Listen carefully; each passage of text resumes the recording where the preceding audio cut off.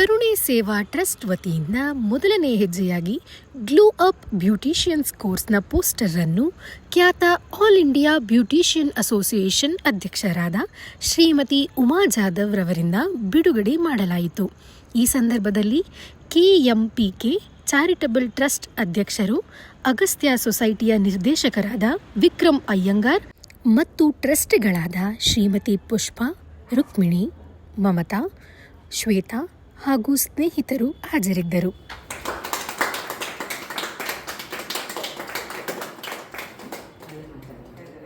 ಹೆಣ್ಮಕ್ಳು ಇವಾಗ ಮನೆಯಲ್ಲಿ ಎಷ್ಟೋ ಜನ ಸ್ವಲ್ಪ ಓದಿರ್ತಾರೆ ಅಥವಾ ಇನ್ನು ಮುಂದೆ ಓದೋಕ್ಕೆ ಅವಕಾಶ ಇರಲ್ಲ ಅಥವಾ ತೊಂದರೆ ಇರುತ್ತೆ. ಅಂಥವ್ರಿಗೆ ಆರಿಸಿ ಅಂಥವ್ರನ್ನ ಗುರುತಿಸಿ ಅವ್ರಿಗೆ ಒಂದು ಎಜುಕೇಷನ್ ಕೊಡಬೇಕು, ಅವ್ರ ಹೆಣ್ಮಕ್ಳಿಗೆ ಅವ್ರ ಕಾಲ ಮೇಲೆ ಅವರು ನಿಲ್ಲಬೇಕು ಅಂತ ಉದ್ದೇಶದಿಂದ ಕರುಣಾ ಸೇವಾ ಟ್ರಸ್ಟಿಂದ ಒಂದು ಕೋರ್ಸ್ಗಳನ್ನ ಆಯೋಜಿಸ್ತಾ ಇದ್ದಾರೆ.